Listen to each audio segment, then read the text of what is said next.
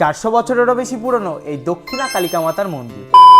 তো হ্যালো সবাইকে, আজকে আমি এসেছি শ্রী শ্রী দক্ষিণা কালিকা মাতার মন্দিরে, যেখানে মায়ের প্রতিষ্ঠা হয়েছিল প্রায় 400 বছর আগে। তবে মায়ের মন্দির কিন্তু অত প্রাচীন নয়। তো চলো তোমাদেরকে এবার মন্দিরের ভেতরে ঢুকে মন্দিরটা দর্শন করাই।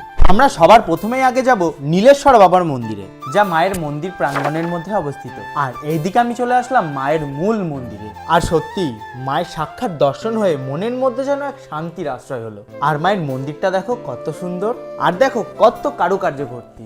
যদি একটু ভালো করে মায়ের মন্দিরের শিল্পকার্যটা দেখো, তবে বুঝতে পারবে মায়ের মন্দিরের শিল্পশৈলীতে কোথাও একটা দেশীয় এবং বিদেশি শিল্পের মিশ্রণ আছে। আর মায়ের মন্দিরের মধ্যে ফুলের এই বাগানটা যেন মায়ের মন্দিরের আভূষণ হয়ে উঠেছে। আর সত্যি এই মন্দির প্রাঙ্গণে ঘুরে খুবই ভালো লাগলো।